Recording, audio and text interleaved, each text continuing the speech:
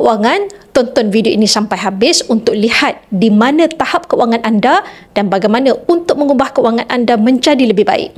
Yang pertama sekali, financial difficulty atau fakir miskin. Tahap kewangan ini adalah yang paling bawah, tanpa sumber pendapatan dan hidup dengan mengharapkan bantuan orang lain. Yang kedua, financial stability. Tahap kewangan ini adalah golongan yang bekerja dan mendapat gaji yang tetap. Tidak miskin dan tidak hidup meminta-minta. Golongan ini hidup cukup-cukup makan sahaja. Yang ketiga, financial secure. Tahap kewangan ini adalah golongan yang bekerja dan mendapat gaji yang tetap. Cuma bezanya mereka mempunyai wang lebihan untuk simpanan. Mereka mampu untuk membeli apa yang mereka mahu, tetapi kebanyakan masa mereka perlu menabung terlebih dahulu. Dan yang keempat, financial freedom.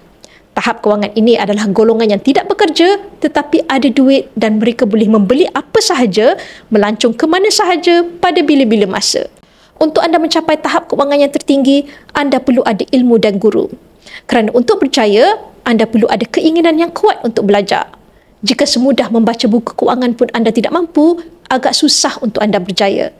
Semoga perkongsian saya memberikan anda manfaat dan boleh follow saya untuk info lanjut tentang emas.